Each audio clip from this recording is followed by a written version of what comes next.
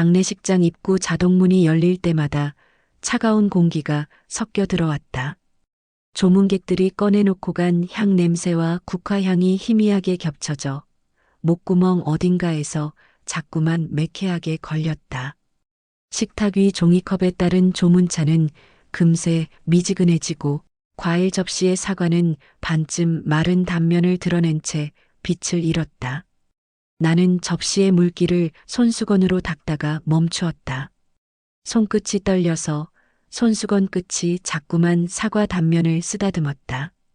영정 앞에 선 며느리는 말이 없었다. 화장실을 다녀올 때도 향을 올릴 때도 손이 다 달아빠진 살구색, 파우더가 묻은 것 같은 창백한 얼굴로 눈동자만 조용히 흔들렸다. 나는 그 눈동자에서 마지막 순간의 아들을 보았다. 천천히 무너지는 듯한 동공, 아무 말도 못하고 입술만 굳게 담은 표정. 유일하게 흔들리지 않는 것은 검은 리본뿐이었다. 낮과 밤이 바뀐 것 같은 시간들. 한 번은 조문객들이 몰려들고 한 번은 의자가 덩그러니 비어 있었다. 빈 시간에 나는 슬픔보다도 먼저 찾아오는 일들을 했다. 위패 앞 물컵을 갈고 조물록을 가지런히 펴고 떡을 하나씩 접시에 덜어놓았다. 굳이 내가 아니어도 되는 일들이었다. 그래도 내가 해야 마음이 쏟아져 나가지 않을 것 같았다. 영정에서 내려와 빈 대기실 소파에 앉았을 때 옆자리 위에 검은 가죽 뱀피 무늬의 작은 케이스가 놓여 있었다. 내 눈은 그걸 한 번에 알아보았다. 아들이 차던 손목시계. 한 번도 빠뜨린 적 없던 아버지가 생일에 사주었다며 자랑하던 생활기스가 발목처럼 따라붙던 그 시계. 유리면 한쪽 모서리에 아주 얇은 금이 갔다. 바늘은 3시 17분을 가리킨 채 멈추어 있었다. 누군가 전원을 꺼두거나 방전되거나 충격이 가해졌거나 시계 뒷면을 손끝으로 문지르자 미세한 금속 가루가 남았다. 나는 입술을 다물었다. 그 시간, 그 바늘, 그 멈춤. 마치 누군가가 여기라고 표시해 놓은 것 같았다. 여기를 보라고, 왜 멈췄는지 묻고 또 묻으라고. 대기실 문틈으로 조문을 마친 동네 사람들의 소리가 흘렀다. 누군가는 사고 소식을 누가 먼저 전했는지, 누군가는 보험이 어떻게 되는지, 누군가는 병원에서 뭐라 했는지. 나는 아무 말도 하지 않았다. 말은 쉽게 흘러가고 흘러간 말은 언젠가 돌이 되어 돌아온다. 그걸 나는 오래전부터 배웠다. 입을 다물면 최소한 내 말이 돌이 되어 내게 던져지지는 않는다. 하지만 며느리의 침묵은 나를 더욱 흔들었다. 나를 보며 고개를 푹 숙이는 그 모습이 마치 죄를 덮어쓴 사람처럼 보여서 침묵은 때로 가장 큰 소리라는 걸 알면서도 그날의 나는 그 조용함을 의심으로 번역했다. 어머님, 따뜻한 차 좀 드세요. 됐다. 내 목소리는 비어 있었다. 비어 있는데도 냉기가 섞였다. 며느리는 잠깐 멈칫하더니 차를 내려놓고 물러섰다. 그 순간 내 눈길은 다시 시계로 갔다. 멈춘 바늘이 내 안의 한 구석을 톡, 톡 건드렸다.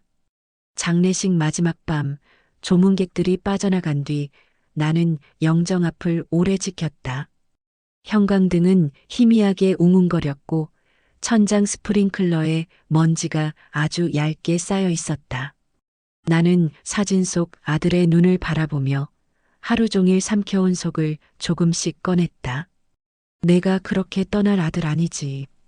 약속했던 봄나들이도 아이 학교 학예회도 아버지 제사 준비도 다 남겨두고.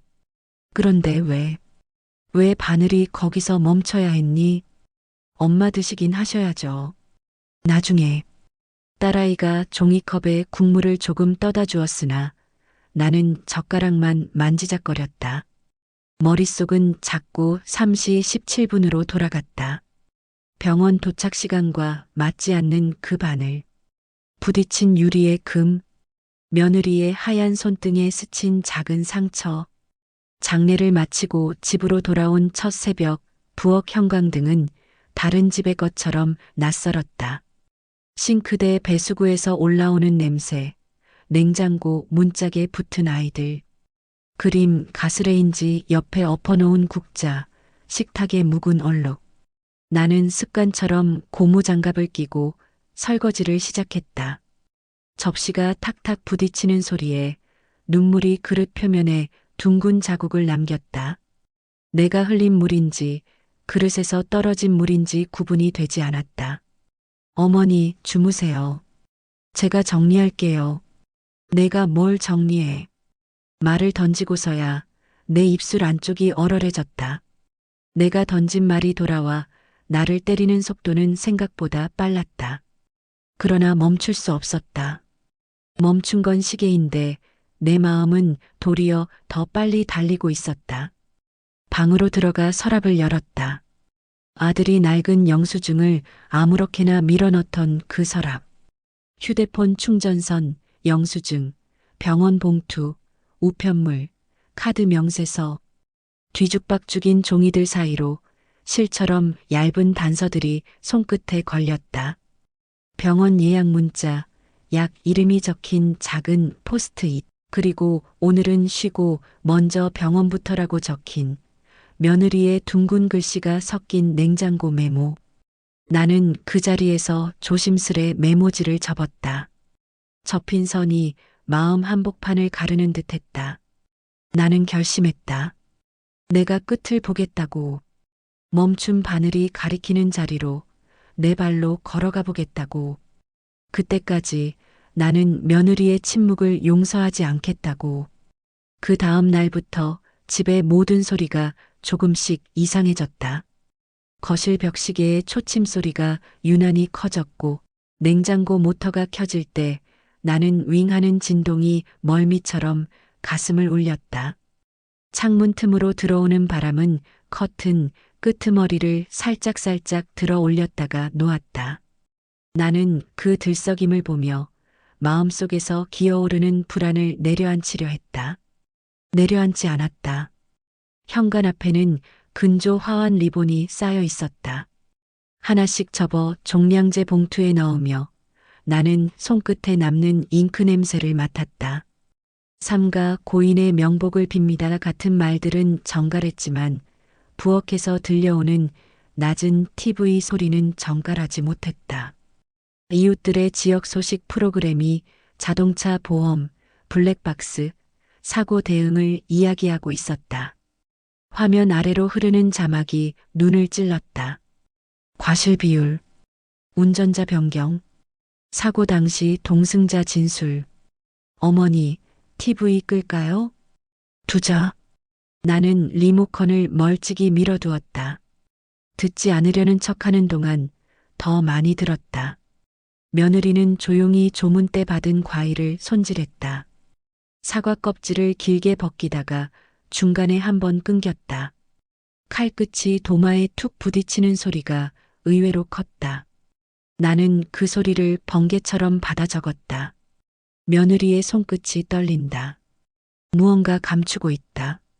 이런 식으로 증거 아닌 증거를 쌓아갔다. 보험사에서 전화가 왔다. 응대 목소리는 예의 바르고 균질했다. 그러나 몇 차례 반복되는 질문 속에 미세한 의심과 냉기가 섞여 있었다. 누가 운전했는지, 사고 전후 연락은 누구와 했는지, 병원에는 왜 그 시간에 갔는지, 차는 누가 주로 몰았는지. 정해진 절차라는 걸 알면서도 질문 하나하나가 며느리를 향해 뾰족해지는 것만 같았다. 나는 수화기를 쥔 손을 바꿔 쥐었다. 손바닥에 식은 땀이 났다. 예. 며느리도 같이 있었습니다. 네, 같이네. 운전은 글쎄요. 대부분은 아들이 했죠. 전화를 끊고 나니 거실 공기가 더 무거워졌다. 며느리는 내 표정을 살피지 않았다.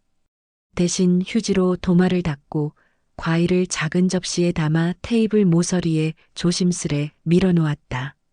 그 과일 접시가 증거물처럼 보였다. 말없이 올려놓은 증거, 말없이 감춘 이야기. 나는 스스로에게 물었다. 도대체 왜 그날 장을 보고 있었는지, 왜 아이는 친정에 맡기지 않았는지, 왜 병원 대신 우회로를 택했는지. 그리고 곧바로 또 다른 질문을 했다. 왜 바늘은 3시 17분에 멈췄는지. 머릿속에서 질문과 질문이 서로를 긁어대며 스파크를 만들었다. 부엌 서랍을 다시 열었다. 영수증 뭉치에서 날짜가 가까운 것들을 골라냈다. 마트 영수증, 주유 영수증, 주차권, 포스트잇에 심장이라는 단어가 적힌 처방전 뒷면. 활자들이 내게 말을 걸었다. 나는 그 말을 내가 원하는 쪽으로 번역했다. 가끔은 번역이 해석을 넘어 판결이 되기도 한다. 그날의 나는 그랬다. 그날 왜 운전대를 내가 잡았니? 왜 내가 잡았냐고 묻잖아. 내 목소리는 얇고 길게 떨렸다. 며느리는 접시를 내려놓았다. 테이블 모서리에서 아주 미세한 긁히는 소리가 났다. 그녀는 입술을 한번 깨물고 시선을 들지 않은 채로 말했다. 병원에 가려던 길이었어요. 병원? 무슨 병원? 아버님 심장이 요즘 작고 그래서. 여기서 나는 말을 막았다. 심장. 그 단어가 내 귓속에 들어오자마자 오랜 기억 하나가 덜컥 열렸다. 아버지가 돌아가시던 날 어머니가 부엌에서 국을 끓이던 소리. 국물이 보글보글거리다 어느 순간 퍽 하고 넘치던 소리. 급히 불을 줄이며 내뱉은 어머니의 한숨. 그 모든 소리가 한꺼번에 돌아와서 내 목을 잠깐 붙들었다. 나는 그 손을 뿌리쳤다. 차갑고 빠르게. 그럼 왜 바로 병원으로 가지 않았어? 저도 그게 후회돼요. 그녀의 후회는 내게 고백처럼 들리지 않았다. 인정처럼 들렸다. 나는 손목시계를 집어들었다. 3시 17분. 고의처럼 느껴지는 정확함. 유리의 금이 햇빛을 받아 반짝였다. 그 반짝임이 내 눈을 찔렀다. 그날 밤 나는 잠을 자지 않았다. 거실 등을 끄고 핸드폰 조명을 아주 낮게 줄인 뒤 아들의 통화 기록을 훑었다. 빈칸처럼 남겨진 몇 시간. 며느리와의 메신저 대화에서 오늘은 먼저 병원이라는 문장이 있었다. 나는 그 문장을 다시 읽었다. 글씨는 담담했지만 내 눈은 그 속에서 다급함 대신 연기를 보았다. 누구에게 보여주기 위한 문장. 내 마음은 내가 보고 싶은 대로 사물을 굴렸다. 다음 날 딸아이가 올라왔다. 현관문이 열리고 닫히는 소리, 가벼운 캐리어가 복도를 바닥에 긁는 소리, 발 뒤꿈치가 쿵 하고 멈추는 소리. 딸아이는 내 어깨를 감싸며 잠깐 가만히 서 있었다. 그 짧은 가만함이 방의 소리를 모두 삼켰다. 엄마, 밥은 조금이라도 먹었어? 먹었다. 엄마, 나같이 좀 볼 게 있어. 딸아이는 사회복지사로 일하며 기록을 읽고 엮는 일을 오래 해왔다. 그녀는 조심스럽게 말을 꺼냈다. 사고 지점 근처 CCTV, 병원 접수 시간, 카드 사용 기록. 내가 흩어놓은 서류들을 모아놓고 한 장씩 소리내어 읽지는 않았지만 손가락으로 줄기를 짚어갔다.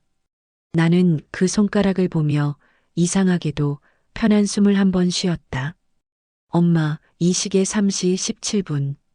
이게 꼭 충돌 시간이라는 보장은 없어. 그럼 뭐야? 멈춘 건 사실인데 왜 멈췄는지부터 봐야 해. 딸의 말은 물처럼 스며들었다. 그러나 나는 물 위에 기름처럼 떠 있었다. 스며들려고 하면 미끄러졌다. 이 집의 모든 것, 부엌 냄비, 욕실 수건, 냉장고의 장보기 목록, 신발장에 먼지 앉은 남편 구두 이날을 붙들고 놓지 않았다. 나는 오래된 습관처럼 결론을 먼저 정해놓고 증거를 모으는 사람이 되어 있었다. 저녁이 되자 손자가 오랜만에 TV 앞에 작은 자동차들을 줄 세웠다. 빨강, 파랑, 초록. 며느리는 멀찍이 앉아 아이가 늘어놓은 왕구를 조용히 바라보았다.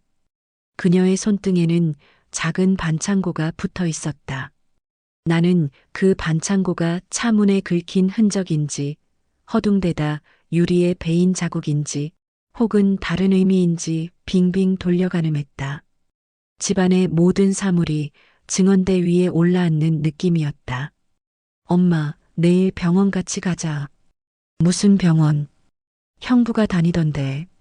접수 기록부터 확인해 보자. 딸의 목소리는 낮고 단단했다.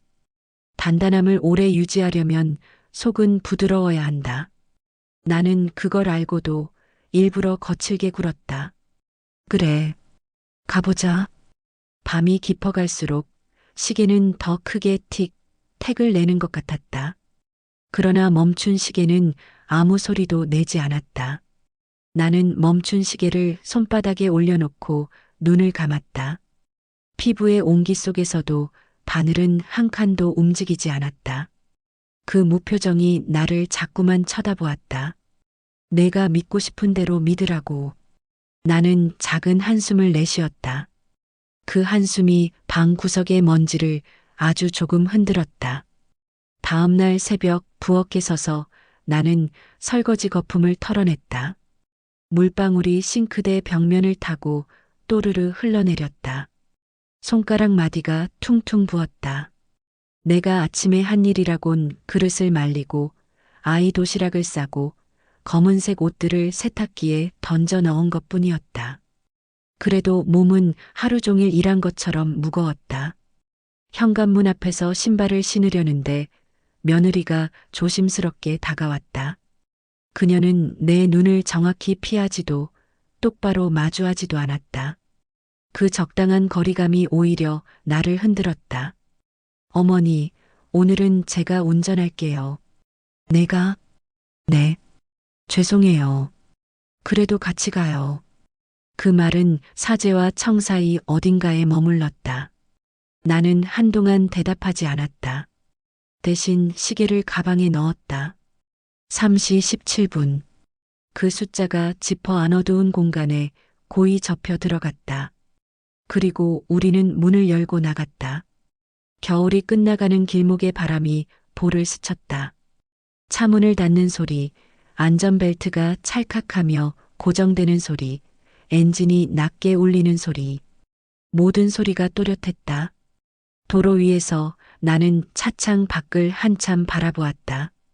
같은 동네, 같은 가로수, 같은 횡단보도. 그런데 그 어느 것도 전과 같지 않았다. 나는 그 사실을 가능한 한 오랫동안 인정하지 않으려 했다.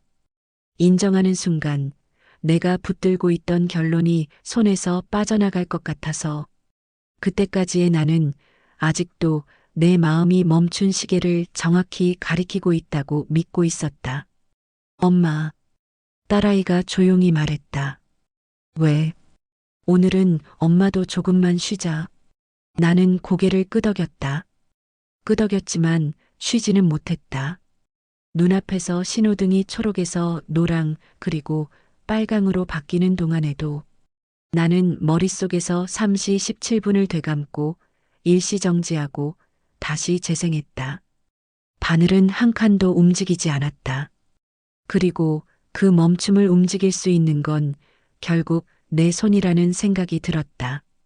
미움으로도 의심으로도 혹은 다른 이름으로도.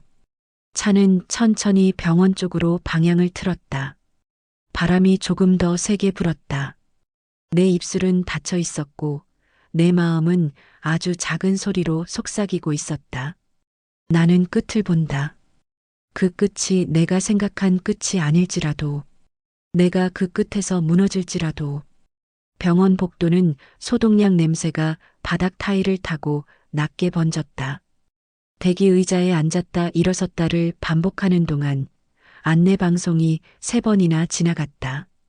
접수 창구 앞에는 잔돈을 떨어뜨린 사람이 허리를 숙여 동전을 줍고 있었고 그 옆으로 휠체어 바퀴가 천천히 지나갔다. 나는 가방 속 시계 케이스를 한 번 더 확인했다. 바늘은 여전히 3시 17분. 미동도 없었다. 딸아이가 창구 직원에게 조심스레 말을 건넸다. 나는 뒤에서 서류 가방 끈을 3개 쥐었다. 고무 가죽이 손바닥에 눌려 자국이 생겼다. 개인정보라는 말이 오갔고 접수 시간과 진료가까지는 확인할 수 있다는 답이 돌아왔다. 모니터 너머로 지나간 이름과 숫자들. 우리는 메모지를 꺼내 적었다. 그 순간에도 나는 창구 위에 놓인 투명 아크릴 칸막이에 비친 내 얼굴을 보았다. 눈두덩이 푹 꺼져 뭔가를 잃어버린 사람의 얼굴. 잃어버린 게 한 가지가 아니라는 얼굴. 엄마, 그날 접수는 있었어. 그래. 짧은 대꾸 뒤로 말이 더 이어지지 않았다. 창구를 비키며 나는 한 걸음 뒤로 물러났다. 대기실 TV에서 나오는 건강 프로그램은 심장에 좋다는 식단과 호흡을 설명했지만 방금 전 확인한 문자 기록과 접수 시간이 머릿속에서 서로 엇갈리며 부딪혔다. 나중에 조각을 맞춰보자 하고 딸아이는 말했다. 맞춰본다는 말이 나를 잠깐 숨쉬게 만들었다가 곧 다시 조였다. 집으로 돌아오는 길, 차창에 묻은 먼지가 비스듬한 햇빛을 받아 은가루처럼 빛났다. 집 앞에 내리자마자 현관 앞에 모아둔 근조 리본 묶음이 눈에 들어왔다. 검은 리본이 한 번 더 매듭을 요청하는 것처럼 느슨하게 풀려 있었다. 나는 매듭을 다시 조였다. 매듭을 꽉 조이면서 속으로 다른 어떤 매듭은 내가 직접 풀어야 한다고 되뇌었다. 부엌으로 들어가 싱크대에 쌓인 그릇을 꺼냈다. 사과 모양 접시, 아이가 유치원에서 만들어 온 삐뚤빼뚤한 컵, 아들이 좋아하던 큰 국그릇. 고무장갑을 끼는 동안 손톱 끝이 장갑 속에 걸려 찍 소리를 냈다. 물을 틀자 수압이 잠깐 불안하게 떨렸다. 물줄기가 닿는 스테인리스 표면에서 작은 물방울들이 튀며 흩어졌다. 나는 그 점들을 눈으로 하나씩 따라가다가 갑자기 그릇을 내려놓고 방으로 갔다. 아들의 방. 윗장에는 여름 반팔 셔츠들이, 아랫장에는 겨울 목티가 가지런히 접혀 있었다. 나는 한 벌을 꺼내 코끝으로 가져갔다. 빨래 비누 냄새와 아주 옅은 땀 냄새, 바깥바람이 섞인 낡은 냄새. 옷깃에 달린 단추 하나가 헐거워져 있었다.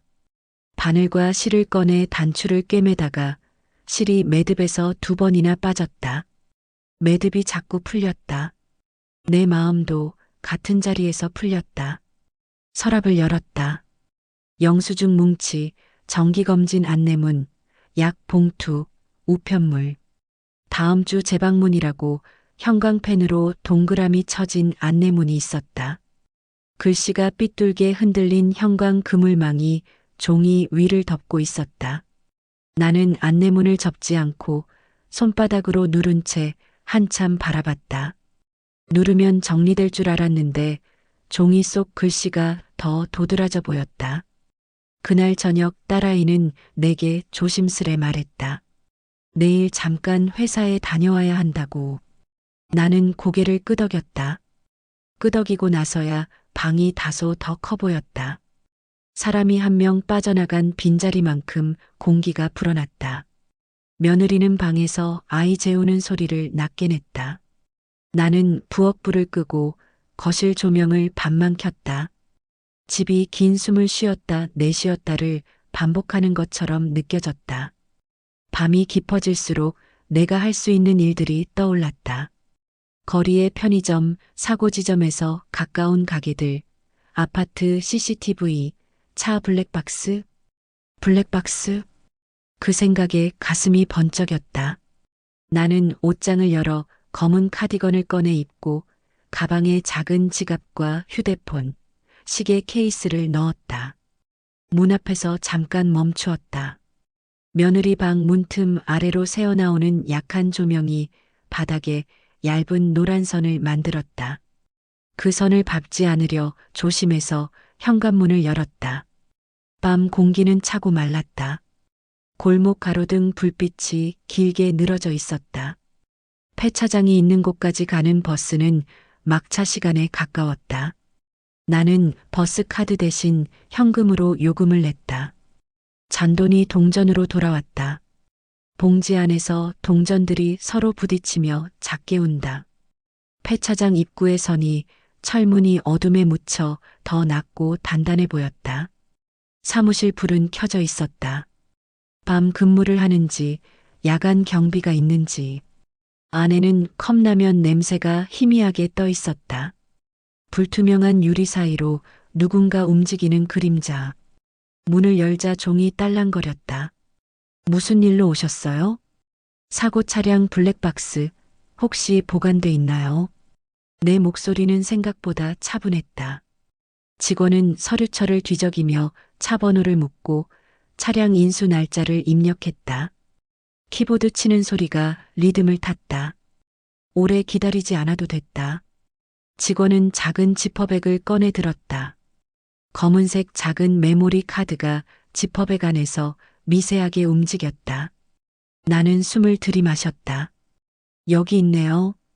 정리하다 빼놓았나 봅니다. 감사합니다. 지퍼백을 받는 순간 손끝에 찬 기운이 번졌다. 작은 조각 하나가 내 손에 들어온 느낌. 돌아오는 길, 버스 창밖으로 지나가는 가게들의 간판 불빛들이 물결처럼 흔들렸다. 어둠 속에서 작은 불빛들만이 제자리에서 떨고 있었다. 나는 가방 속에서 그 지퍼백을 한 번 더 만져보았다. 지퍼날이 얇게 손등을 스쳤다. 아프지 않았다. 대신 아주 선명했다. 집에 도착하니 현관 앞에 나뭇잎 몇 장이 문틈에 달라붙어 있었다. 그걸 떼어내며 문을 열었다. 집안 공기가 낮과 달리 구겨져 있었다. 며느리 방 문틈 아래 빛은 꺼져 있었다. 나는 불을 켜지 않고 거실로 가 시계를 테이블 가운데에 올려두었다. 그리고 그 옆에 지퍼백을 조심스레 내려놓았다.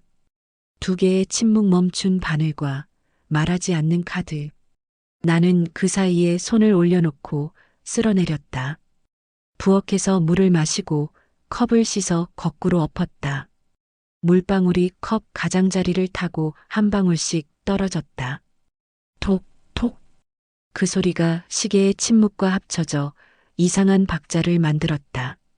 그 박자에 나는 마음속 말을 섞어 넣었다. 내가 끝을 본다. 누구의 말도 없이, 누구의 연민도 없이. 내가 무너지는 한이 있어도. 어머니, 깼어요? 아니, 그냥 물 좀. 무슨 일 있으면 깨워요. 문틈 사이 며느리의 목소리는 낮고 얇았다. 나는 대답 대신 시계를 손바닥으로 덮었다. 그 작은 금속이 손바닥 온도를 천천히 훔쳐갔다. 밤은 더 깊어졌고 나는 그 밤을 아주 얇게 접어 서랍에 넣었다. 아침 공기가 먼지 냄새와 섞여 거실 커튼 아래로 낮게 깔렸다. 딸아이가 이른 시간에 다시 올라왔다. 손에는 작은 노트북과 A사 클리어 파일, 검은색 스마트폰 리더기가 들려 있었다. 문턱에 들어서자마자 딸은 신발을 가지런히 놓고 한숨을 아주 작게 쉬었다. 나는 그 한숨을 들은 척하지 않았다. 엄마, 어제 말한 거 해보자. 그래. 테이블 위에 노트북을 펼치고 카드 리더기에 메모리 카드를 꽂았다.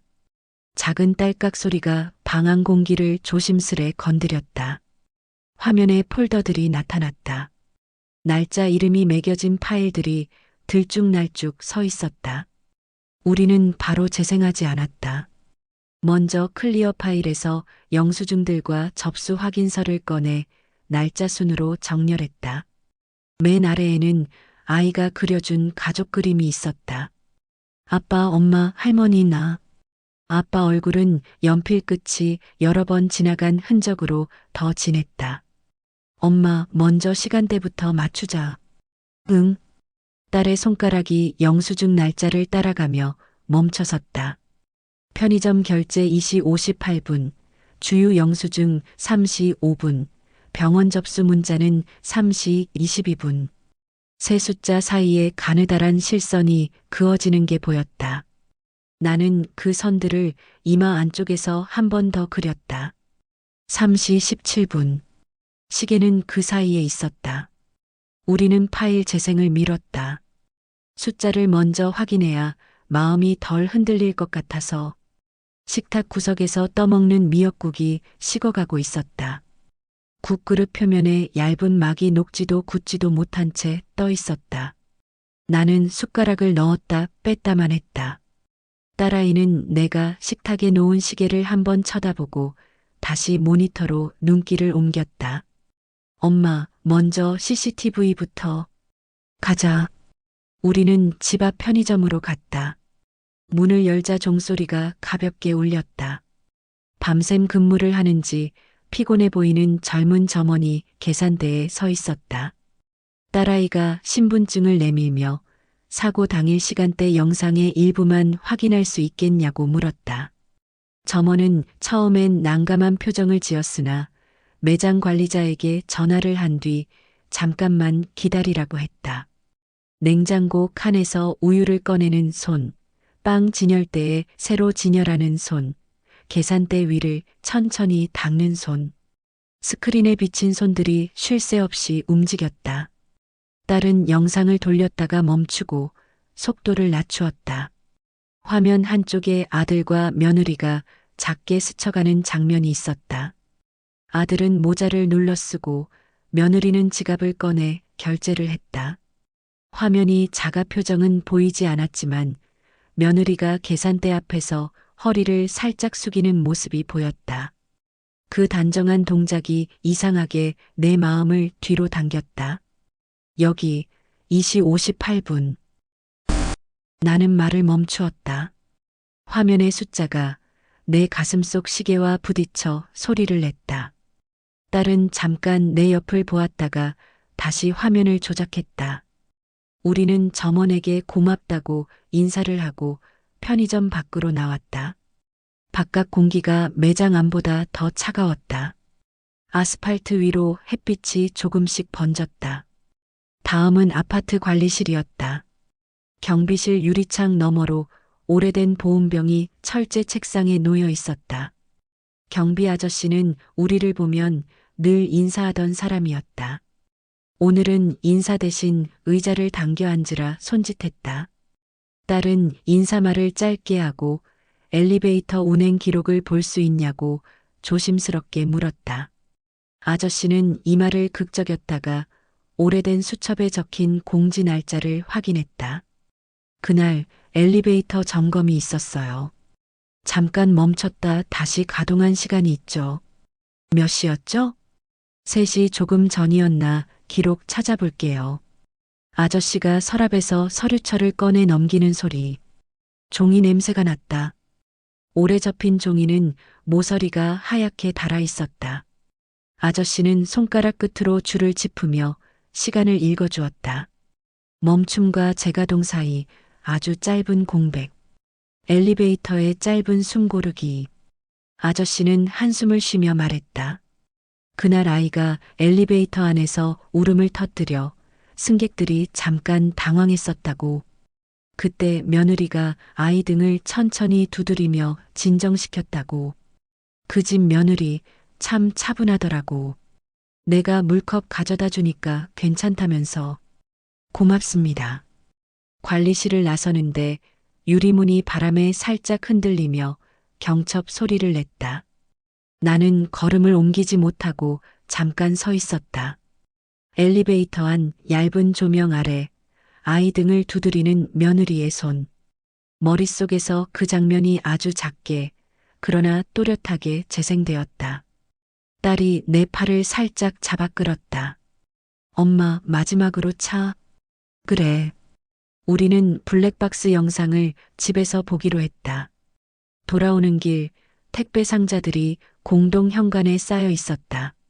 상자 겉면에 적힌 검은 매직 글씨가 선명했다. 받는 사람 이름들 사이에 내 이름은 없었다. 내게 올 택배는 없는 듯했다. 딸아이는 상자들 사이로 길을 만들며 앞서 걸었다. 그 뒷모습이 내 어린 시절의 나처럼 느껴져 잠깐 발을 멈추었다. 집에 들어와 노트북을 다시 켰다. 메모리 카드 폴더를 열어 날짜를 맞췄다. 파일 하나가 재생되자 엔진 소리가 방 안으로 들어왔다. 방향지 시등의 딱 소리, 와이퍼가 유리 위를 스칠 때 나는 부드러운 마찰음, 창밖으로 지나가는 인도 블록의 규칙적인 무늬, 앵글은 흔들렸지만 차안 공기와 외부 소리가 아주 가까이에 있었다. 나는 숨을 얕게 쉬었다. 영상 중간 신호대기 정지선에서 잠깐 멈춘 화면. 대시보드 위에 올려둔 아들의 손이 아주 조금 몸쪽으로 말려 들어오는 모습. 그 움직임은 누군가에게는 그냥 흔들림이었을 테지만 내게는 낯익은 신호였다. 피곤하거나 갑자기 어지러울 때 아들이 하던 손짓. 나는 손등으로 눈을 한번 훑었다. 엄마, 여기 표시해 둘게. 응. 플레이어 시간 표시창에 작은 별표가 찍혔다. 이어지는 소리는 창밖에서 누가 차창을 두드리는 소리, 그리고 병원 먼저 가자, 낮고 급한 여성의 목소리. 며느리였다. 그 순간 내 입안이 마르게 말랐다. 거실 공기가 한번 뒤집히는 느낌. 딸은 화면을 잠깐 멈추고 나를 보았다. 엄마, 조금만 쉬었다 보자. 됐어. 이어. 나는 내 목소리 속 떨림을 숨기지 않았다. 떨림은 방 안에서 사소한 것들을 흔들었다. 레이스 커튼 끝, 식탁 위 물잔 표면, 시계줄의 금속마디. 딸은 다시 재생 버튼을 눌렀다. 이어지는 구간은 갑작스런 차량 진입과 경적 소리, 그리고 흔들리는 화면. 그 다음은 녹음이 끊겼다. 바로 그 지점에서 파일이 툭 하고 멈췄다. 멈춘 시계처럼. 우리는 화면을 닫지 않았다. 멈춘 화면 위에 나와 딸의 숨소리가 얇게 겹쳐 있었다. 딸은 커서를 천천히 뒤로 옮겨 다른 파일을 열었다.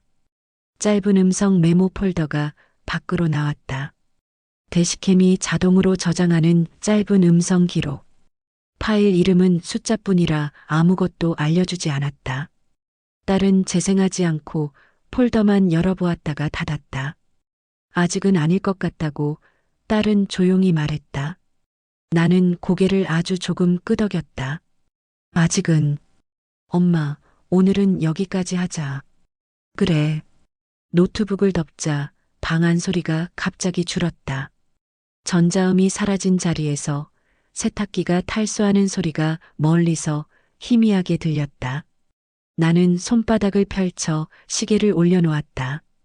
인간이 아니면서도 내 안에 가장 많은 말을 끌어내는 물건. 그 바늘이 가리키는 숫자를 나는 조심스레 손톱으로 쓸었다. 딸은 클리어 파일에 오늘 모은 조각들을 순서대로 넣었다. 맨 앞장에는 편의점 CCTV 캡처 시간, 그 다음엔 주유 영수증, 병원 접수 문자 캡처, 엘리베이터 운행 기록 메모. 마지막 장에 딸은 하얀 A사 용지를 끼워 넣었다. 빈 종이. 아직 적히지 않은 자리. 엄마, 내일 다시 병원 쪽에 문의하고 보이스 메모도 그때 듣자. 응. 엄마만 혼자 두고 가서 미안해. 괜찮다.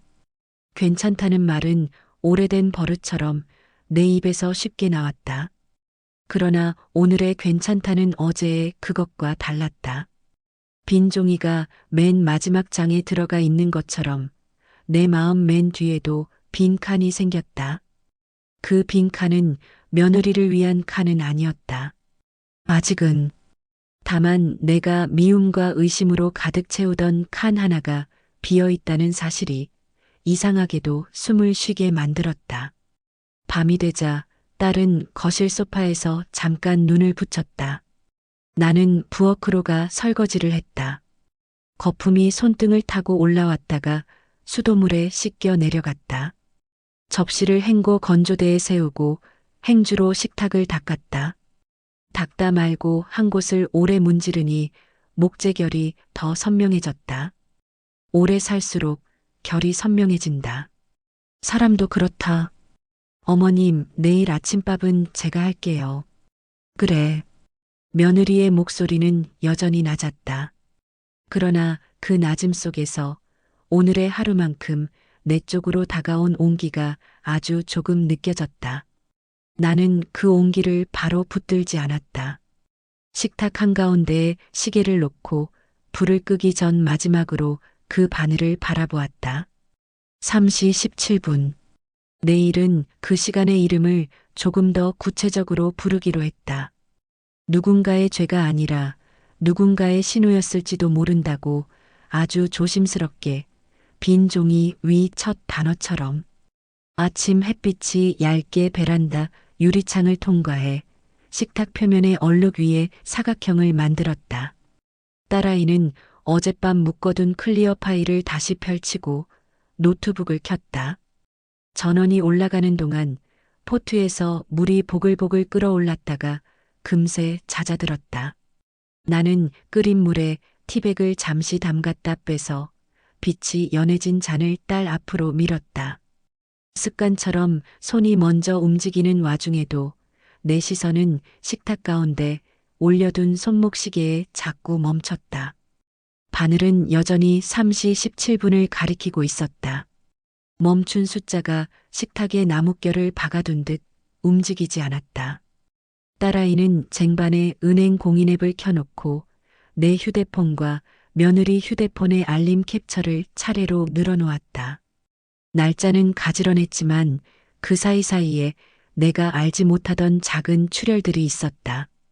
전기세 자동이체가 연체 없이 빠져나간 날, 집수리업자에게 보낸 계좌이체 기록, 약국에서 결제된 금액, 교육비라는 이름으로 송금된 숫자.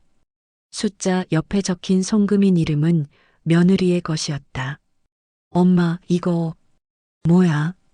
메모장에 한 줄씩 옮겨 적는 딸의 손끝이 잠깐 멈췄다. 멈춘 지점에는 내 이름이 있었다. 몇 달 전 내가 병원비를 제때 내지 못해 카드값이 밀렸던 날, 대납이라는 짧은 설명과 함께 찍힌 이체 기록. 며느리가 보낸 돈이 입금 알림조차 조용히 지나간 채 내 계좌로 들어와 있었다. 나는 그 화면을 한참 내려다보았다. 숫자들이 엷은 수증기처럼 떠올랐다 사라졌다. 옆자리에서 며느리는 아이 도시락을 챙기고 있었다. 햄을 얇게 굽고 계란지단을 촘촘히 말아 칼끝으로 균일하게 썰었다. 김밥발로 김을 눌러 말 때의 소리가 작게 났다. 도마 위 칼날이 만들어내는 리듬과 내 심장이 만들어내는 리듬이 엇박자로 겹쳤다. 나는 젓가락을 들어 방금 썬 지단 하나를 집어들었다. 따뜻함이 손끝을 타고 올라왔다. 어머님, 지단 더 해드릴까요? 됐다. 내 입술은 여전히 습관대로 굳어 있었지만 속에서 그 말이 지나갈 때 거의 소리 없이 부서졌다. 딸아이는 조심스레 노트북의 다른 폴더를 열었다. 어젯밤 열지 않았던 보이스 메모였다. 파일 이름은 숫자뿐, 시간도 분도 담담했다. 딸은 나를 한번 보더니 소리를 아주 낮게 줄였다.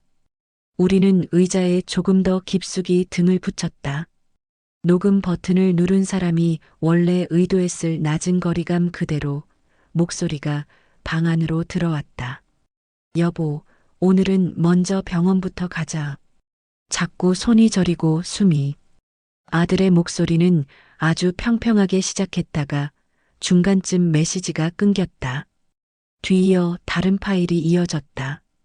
짧고 더 숨이 가빴다.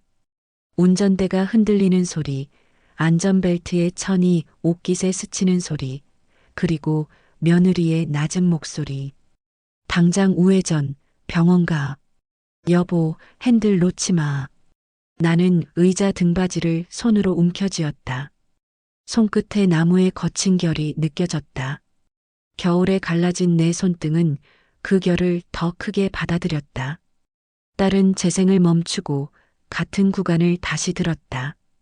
두 번째로 들으니 목소리들의 순서가 더 또렷했다.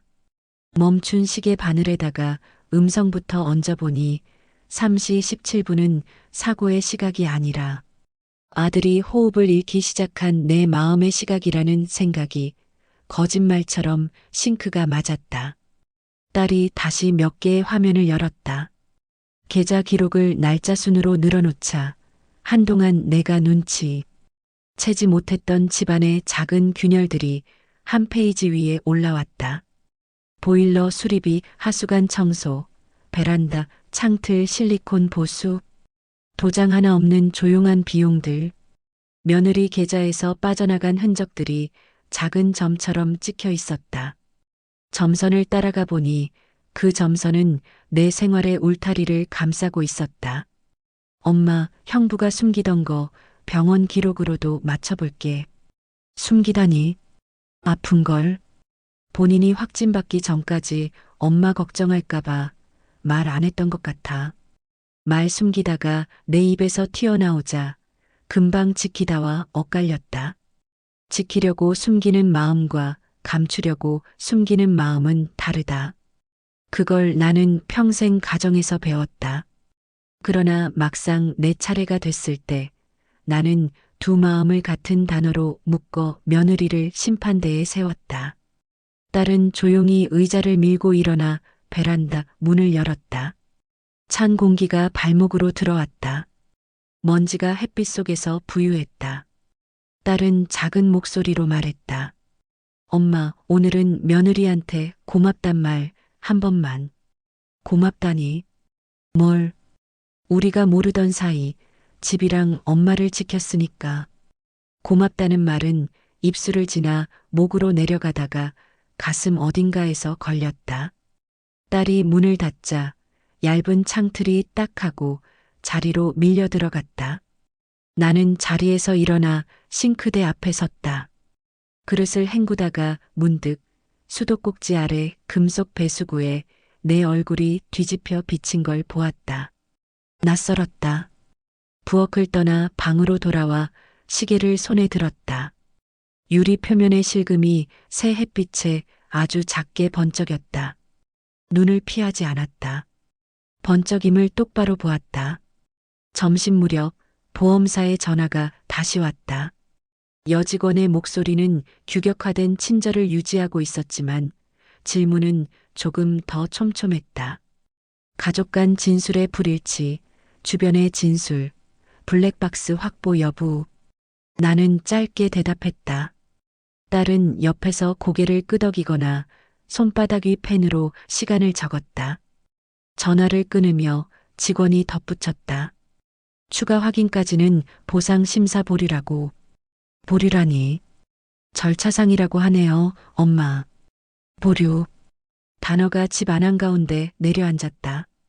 방금 전까지 따뜻하던 공기가 식었다. 며느리는 식탁 한쪽 구석에서 조용히 앉아 있었다. 아이가 낮잠에서 깨어날 시간이 가까워 오자 그녀는 얇은 담요를 들고 방으로 들어갔다. 그 모습이 유령처럼 가벼웠다.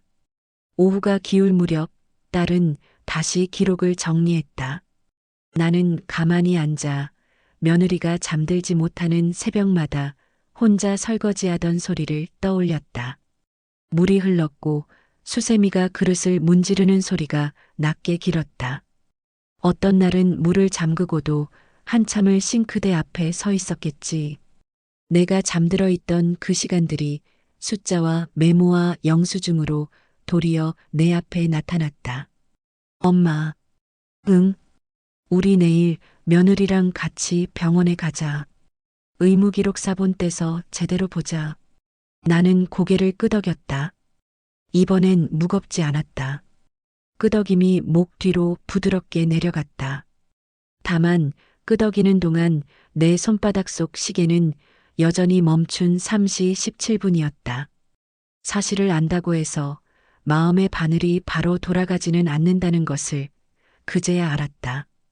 바늘을 움직이게 하는 건 숫자가 아니라 생활 속 어떤 작고 반복되는 손길이라는 것을. 밤이 되었다. 아이가 뒤척이고 며느리가 이불을 고쳐 덮어주었다. 그 움직임을 보며 나는 살짝 기침을 했다. 목이 말랐다. 며느리가 물컵을 내밀었다. 유리가 살에 닿는 감각이 투명했다. 어머님 물. 응.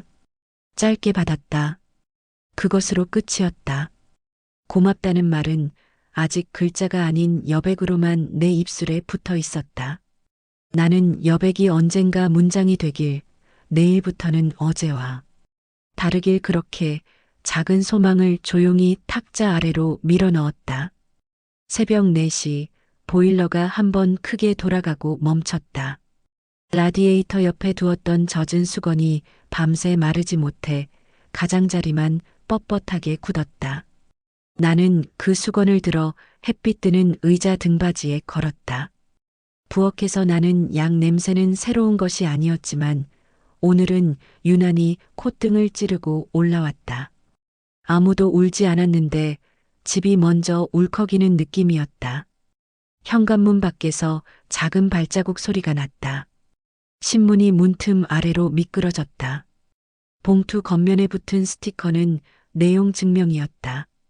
매끈한 종이 표면을 손톱으로 긁자 천천히 힘이 빠졌다.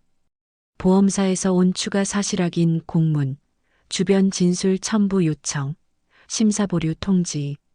정리된 문장들 사이에서 가장 굵은 것은 가족 간 갈등 기록 확인이라는 문장이었다. 나는 그 글자를 오래 봤다. 내 말들이 문장이 되고 문장들이 기록이 되어 기록이 내 집의 방향을 바꾸고 있었다.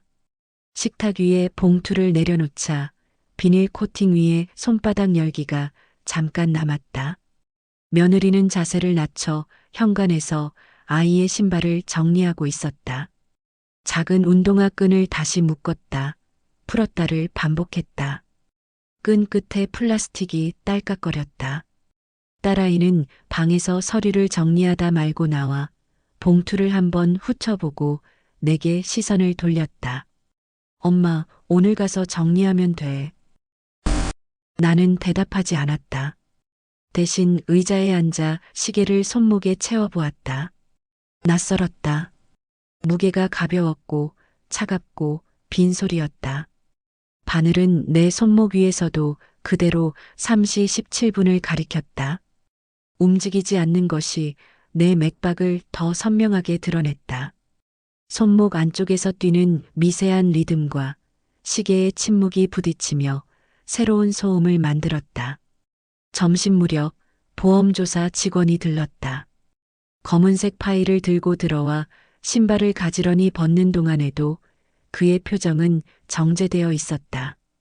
거실 테이블 위에 놓인 펜이 2개, 종이는 3장. 질문지는 칸이 나뉘어 있었고 칸마다 체크박스가 있었다. 그는 질문을 읽었고 나는 대답했다. 며느리는 한두 번 말을 꺼내려다 입술을 다물었다. 딸은 내 옆에서 기록을 살폈다. 가족 간 진술이 일부 상이합니다. 혹시 감정적 발언이 포함됐을 가능성도. 그땐 제가 좀. 딸이 낮게 말했다. 상황이 급박했습니다. 며느리가 조심스레 덧붙였다. 나의 차례가 왔다. 직원은 고개를 살짝 숙이고 말했다. 사고 직후 발언이 격해졌다는 주변인의 이야기, 그리고 운전에 관한 내 첫 진술. 내 입술이 마르는 소리가 들릴 듯했다. 나는 종이에 놓인 펜을 집어들었다. 검은 잉크가 얇게 퍼졌다. 첫 문장은 한 번에 써지지 않았다. 2번째 문장엔 멈칫이 2번 들어갔다. 그는 고개를 끄덕였고 떠났다. 문이 닫히자 거실 공기가 한 번에 내려앉았다. 그때부터 집안의 사소한 것들이 갑자기 제자리를 잃기 시작했다. 아이의 색연필이 소파 밑으로 굴렀고 베란다에 말리던 수건이 바닥으로 미끄러졌고 커튼핀 하나가 떨어져 커튼 끝이 비뚤어졌다. 며느리는 아무 말 없이 떨어진 것들을 주웠다. 주울 때마다 그녀의 등은 조금씩 더 굽어졌다. 마지막으로 아이의 작은 배낭을 정리하면서 그녀는 지퍼를 끝까지 올리지 못했다. 지퍼 머리가 중간에서 멈췄다. 어머님, 왜? 오늘 친정에 조금 다녀오겠습니다. 며칠만. 단정한 문장. 부탁도 통지도 아닌 그 사이 어딘가의 어휘. 나는 의자를 밀고 일어났다. 발바닥이 바닥에 닿는 감각이 평소보다 얇았다. 딸은 내 쪽을 보다가 며느리를 보다가 다시 내 쪽을 보았다. 나는 너무 많은 문장들이 동시에 몸 안에서 부딪히는 걸 느꼈다. 미안하다, 가지 마라, 잠깐만 기다려라, 같이 가자. 그러나 내 입에서 나온 건 전혀 다른 것이었다. 맘대로 해. 입술을 벗어난 네 글자는 생각보다 무거웠다. 바닥으로 곧장 떨어져 금이 갔다. 며느리는 고개를 끄덕였다. 그 끄덕임이 서늘했다. 아이는 작은 배낭을 메고 현관으로 갔다. 신발장 문을 여는 소리가 쓱 하고 길게 났다. 며느리는 아이 모자를 씌우며 잠깐 손을 멈췄다. 모자챙을 내리는 손끝이 내가 알고 있던 집안의 많은 오후들을 통과해 왔다는 사실이 떠올랐다. 그동안 내가 보지 못했던 오후들. 어머님, 아이 데리고 다녀오겠습니다. 대답이 나오지 않았다. 문이 닫히는 소리가 아들의 장례식장 자동문 소리와 겹쳐 들렸다. 현관문 간격이 좁아지며 만들어내는 바람의 얇은 소리. 그 소리 뒤로 복도에 놓인 쓰레기 봉투가 끌리는 소리와 엘리베이터 도착음이 연달아 들렸다. 나는 테이블 모서리를 잡았다. 손목에 찬 시계가 그 모서리에 스쳤고 유리 표면의 실금이 미세하게 깍 소리를 냈다. 그 소리가 견딜 수 없이 날카로웠다. 딸은 급히 따라 나갈 듯 하다가 멈췄다. 그녀는 내 얼굴을 두 손으로 감싸고 아주 낮게 말했다. 엄마, 지금 따라가면 더 무너져. 나는 고개를 숙였다. 어지럼이 잠깐 솟았다 가라앉았다. 주방에서 냄비 뚜껑이 조금씩 떨리는 소리가 났다. 불을 켠 것도 아닌데 왜 떨리나 했더니 내 손이 식탁 아래에서 떨고 있었다. 손등에 주름진 선들이 동시에 흔들렸다. 딸이 내 옆에 앉았다. 아무 말도 하지 않았다. 그 침묵이 오늘만큼은 온기였다. 오후가 길게 늘어졌다. 해가 베란다 철제 난간을 넘어오면서 거실 바닥에 사선 무늬를 만들었다. 그 선 위로 먼지 몇 알갱이가 올랐다 내렸다. 나는 시계를 풀어 식탁 가운데에 내려놓았다. 시계는 아무 소리도 내지 못했다. 멈춘 3시 17분이 내 표정처럼, 내 목소리처럼, 집의 공기처럼 굳어 있었다. 저녁이 가까워지자 딸의 핸드폰이 울렸다. 업무 연락이었다. 딸은 잠깐 일정을 정리하고 내게 조심스레 말했다. 오늘 밤은 회사에 잠깐 들러야 한다고. 나는 고개를 끄덕였다. 그녀가 현관문 앞에서 외투를 걸칠 때 엄마하고 한 번 더 불렀다. 나는 소파 등받이에 등을 대고 손을 흔들었다. 손 흔드는 동작이 익숙하지 않았다. 작고 어색했다. 문이 닫히고 나니 집은 갑자기 넓어졌다. 넓은 방에 작은 소리만 떠다녔다. 냉장고 안에서 모터가 켜졌다가 꺼졌다. 벽시계 초침이 일정하게 갔다. 그 옆에 있는 멈춘 시계는 온도를 따라차느라 금속이 아주 미세하게 수축하는 소리만 냈다. 나는 부엌으로 가 싱크대에 남아있던 접시를 하나 꺼냈다. 물을 틀었다. 물이 그릇 표면을 고르게 쓸고 지나갔다. 설거지를 다하고 접시를 엎는 순간 손에서 미끄러졌다. 둔탁한 소리. 접시는 깨지지 않았지만 가장자리에 아주 얇은 금이 갔다. 금이 나 있는 그릇을 나는 그대로 식탁 위에 올려두었다. 시계 옆 금과 금이 마주보게. 여보. 소리가 내 입에서 나왔는지 내 머릿속에서 들렸는지 분간이 가지 않았다. 나는 시계를 들어 귀에 갖다 댔다. 아무 소리도 들리지 않았다. 대신 내 심장 소리가 더 가깝게 들렸다. 한 박자, 두 박자.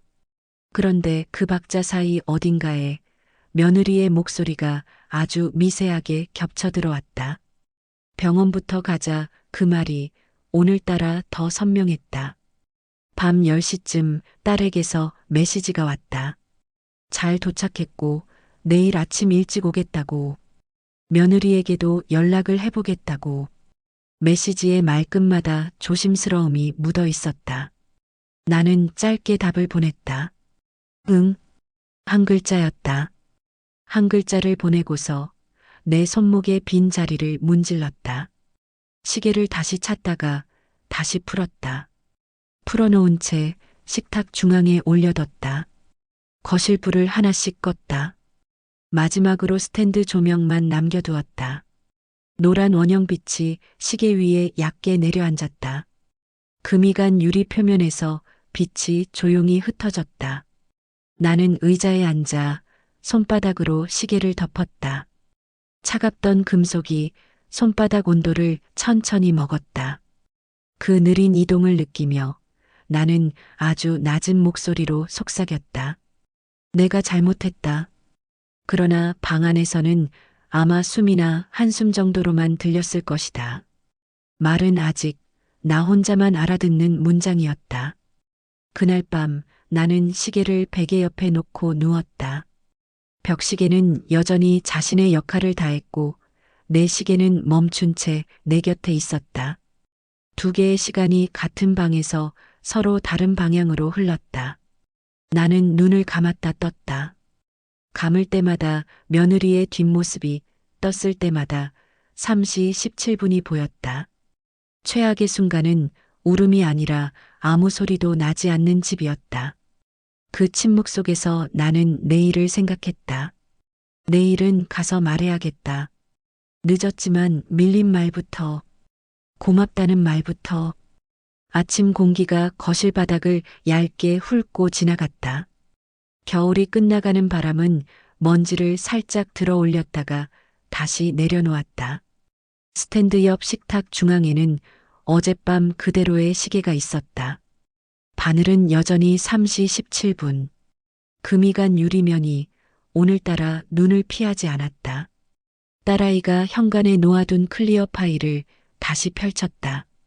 서류의 모서리가 서로 정확히 겹치지 않고 반에 반 칸씩 어긋나 있었다.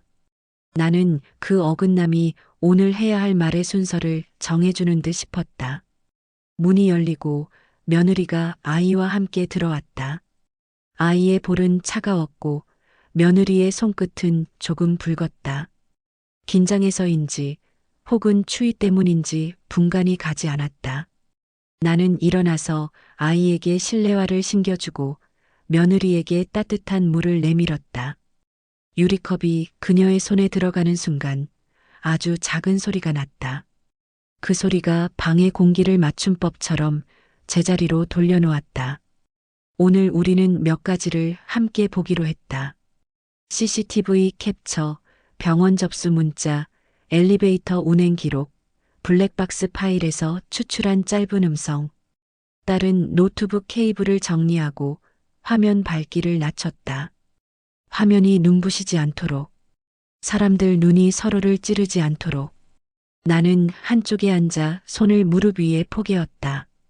손등의 마디가 마주 닿으며 내 불안을 제 속도로 눌러 앉혔다. 먼저 편의점 영상. 화면 오른쪽 상단의 숫자가 또렷했다. 258. 미세한 흔들림 속에서도 아들이 모자를 푹 눌러 쓰고 며느리가 지갑을 꺼내 결제하는 장면이 확인되었다.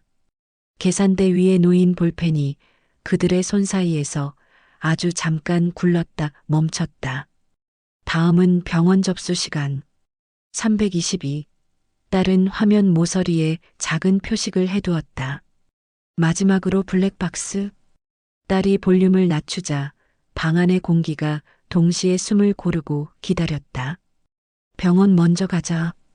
여보, 잠깐만. 숨이. 짧고 또렷한 문장들이 시간의 흐름 위로 올라왔다.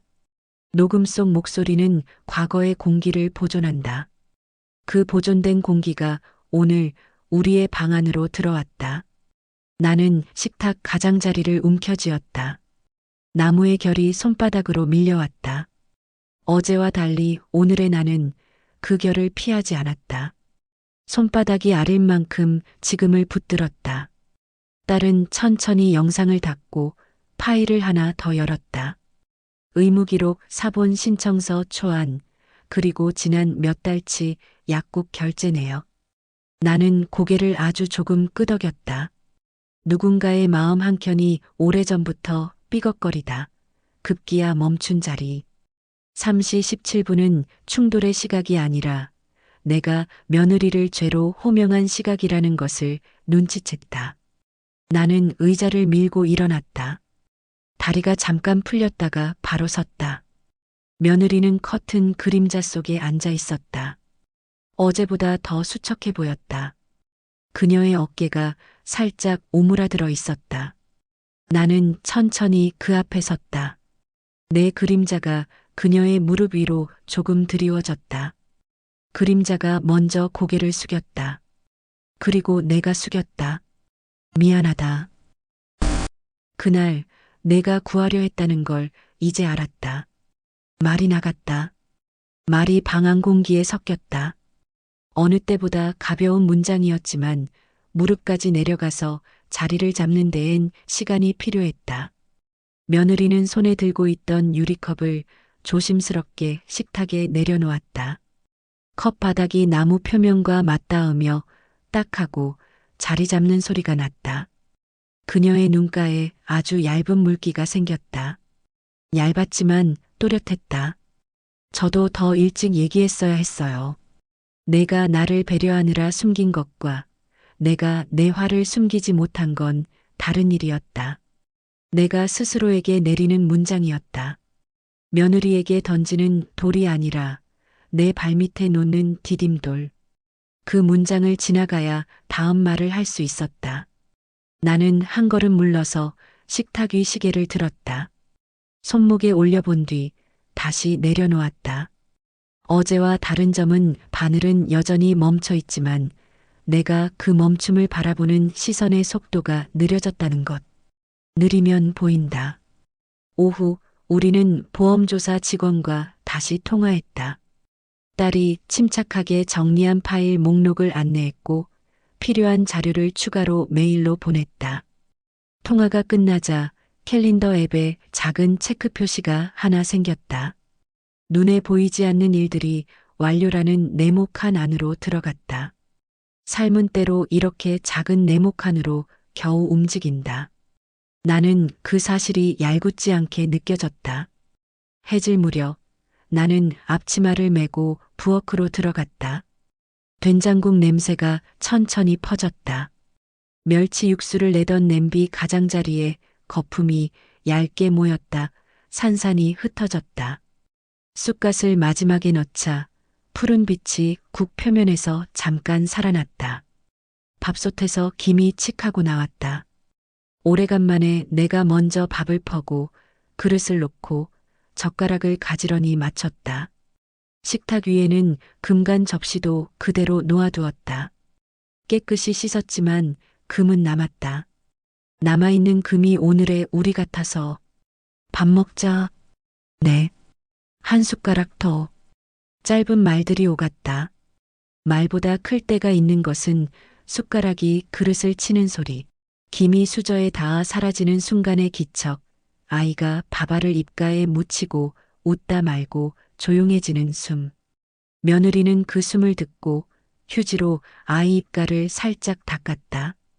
닦아내는 손놀림이 단정했다. 그 단정함이 나를 다시 서 있게 했다. 식사를 마치고 딸은 식탁 한쪽에 자리 잡았다. 의무기록 사본 신청서를 인쇄하고 볼펜으로 체크박스를 천천히 채웠다. 며느리는 소파 등받이에 담요를 걸쳤다. 아이는 작은 자동차를 줄지어 세웠다. 빨강, 파랑, 노랑. 색들이 줄 위로 서 있었다. 나는 그 줄 끝에 작은 시계를 세워두었다.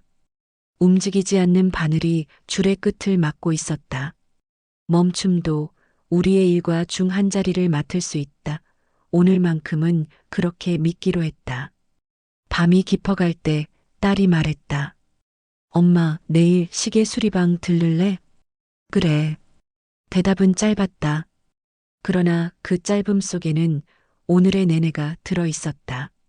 미움이 줄어들었다기보다 미움 아닌 것들이 돌아오기 시작했다. 부엌 불을 끄면서 나는 내 마음의 스위치도 하나 더 내렸다. 여전히 켜져 있는 건 오래 걸리는 등불 하나. 길게 타는 불은 잘 꺼지지 않는다. 꺼지지 않아서 사람을 덜 흔든다. 다음 날 오전 동네 시계방 유리문이 짤랑 소리를 내며 열렸다. 오래된 목장갑을 끼고 앉아있던 주인은 고개를 들어 나를 보았다. 벽면에는 다양한 초침과 시계줄이 투명한 봉투에 걸려 있었다. 방 안 공기는 금속과 기름 냄새, 약간의 먼지 냄새가 섞여 있었다. 나는 조심스럽게 시계를 내밀었다. 유리면의 금이 빛을 받아 얇게 반짝였다. 주인은 돋보기를 눈에 끼고 유리를 천천히 살폈다. 케이스를 열고 안쪽을 들여다보고 작은 핀셋으로 바늘의 끝을 가볍게 건드렸다. 초침은 움직이지 않았다. 주인의 손끝이 바늘 아래를 아주 살짝 눌렀다 놓았다. 나사는 몇 번 돌려졌다. 작은 나사 하나가 금속 트레이 위에서 팅하고 소리를 냈다. 나는 그 소리에 괜히 가슴이 뛰었다. 충격이 좀 갔네요. 유리 교체하고 안쪽도 정리하면 됩니다. 시간은 좀 걸릴까요? 급히 하다 망치기 쉬운 작업이라 천천히 하는 게 좋아요. 천천히. 나는 그 단어를 손 안에서 한번 돌려본 뒤 천천히 고개를 끄덕였다. 서두르지 않으면 돌아오는 것들이 있다. 돌아오기까지 걸리는 시간이 다를 뿐. 나는 작은 의자에 앉아 매장 한쪽 벽시계를 올려다보았다. 낯선 시계는 분침이 아주 분별 있게 움직이고 있었다. 옆에 서 있던 며느리는 의자 등받이에 손을 올렸다. 손가락 마디에 얇은 주름이 보였다. 나는 그 손등을 힐끔 보고 다시 벽시계를 보았다. 수리되면 연락드릴게요. 네. 가게를 나와 시장 골목으로 접어들었다. 미나리 상자에서 푸른 냄새가 올라왔고 갓 튀긴 꽈배기 냄새가 바람을 타고 넘어왔다. 묵은 과일 상자들이 쌓인 모서리에 햇빛이 눌어붙었다. 나는 며느리와 나란히 걸었다. 우리 발걸음 사이에 작은 공백이 있었다. 급히 메우지 않았다. 공백은 때로 지나가야 하는 다리의 길이이기도 하다. 서두르다 넘어지면 오래 남는다. 집으로 돌아와 나는 금이 간 접시를 식탁에 올려두었다. 그리고 그 옆에 작은 화분을 하나 놓았다. 시장 골목에서 데려온 미니 국화였다. 흙은 아직 촉촉했고 잎사귀 끝에는 물 한 방울이 매달려 있었다. 며느리가 물을 한 컵 떠와 화분에 부었다. 물이 흙 사이로 들어가는 소리가 아주 작게 났다. 나는 그 소리를 놓치지 않았다. 어머님, 오늘 저녁은 제가 끓일게요. 그래. 짧게 대답하고 방으로 들어왔다. 옷장 문을 열고 남편의 오래된 구두를 꺼냈다. 먼지를 털고 솔로 살살 문질렀다. 광이 날 만큼 빡빡 닦지는 않았다. 오래된 것들이 가진 빛은 너무 반짝이면 낯설어진다. 적당히 제 나이의 광. 어쩌면 내 마음도 그런 게 필요했다. 반짝이지 않는, 그러나 어둡지 않은. 부엌에서는 칼이 도마를 두드리는 소리가 일정했다. 미역을 자르는 소리, 두부를 써는 소리, 팔을 송송 써는 소리. 나는 그 리듬에 맞춰 서랍 속 행주를 정리했다. 접힌 면이 일정하게 겹치도록 천천히. 손이 하는 반복이 마음을 조금씩 바꿔놓는다. 어제는 믿을 수 없던 말을 오늘은 믿을 수 있게 한다. 나는 거기까지 왔다. 저녁, 우리는 세 사람이 마주 앉았다. 아이는 색연필로 접시 가장자리에 둥근 해를 그려 넣으려고 했다가 엄마에게 혼나지 않으려고 금방 포기했다. 대신 노트에 해를 그렸다. 해 옆에 웃는 얼굴을 그렸다. 며느리는 내 앞에 국을 놓고 숟가락을 가지런히 놨다. 그녀의 손끝이 잠깐 내 손등을 스쳤다. 나는 그 스침을 피하지 않았다. 고마워. 네. 두 글자가 식탁 위로 가만히 내려앉았다. 가벼웠다. 그러나 가벼운 것들이 때로 오래 남는다. 밥을 먹으며 우리는 오래된 이야기들을 조금씩 꺼냈다. 아들이 처음 시계를 봤던 날의 표정, 아이가 처음 걸음마하던 날 넘어지지 않으려고 일어나던 모양, 내가 처음 된장국을 태워 먹고 며느리에게 미안하다고 말하지 못한 날의 시간. 이야기를 꺼낼 때마다 내 안의 바늘이 아주 조금씩 움직이는 걸 느꼈다. 소리는 나지 않았지만 움직임은 있었다. 밤 딸이 보내온 메시지가 도착했다. 보험사 담당과 필요한 자료 공유가 끝났다고. 다음 주 중에 통지 예정이라고. 나는 짧게 답했다. 수고했다. 그 두 글자를 보내고 창밖을 봤다. 옆동 창문에 노란 불빛이 켜졌다 꺼졌다. 누군가가 우유를 데우고 있을 것 같았다. 우리 집 부엌에서도 작은 전기포트가 딸깍 소리를 냈다. 며느리가 컵에 대추차를 탔다. 달큰한 향이 방 안으로 퍼졌다. 어머님, 한 잔 드세요. 응. 컵을 두 손으로 감싸주니 온기가 손목까지 올라왔다. 며느리는 맞은편에서 나를 보지 않으면서도 보고 있었다. 사람은 어떤 날엔 시선을 맞추는 대신 같은 방향을 본다. 그게 눈 맞춤보다 쉬울 때가 있다. 오늘이 그랬다.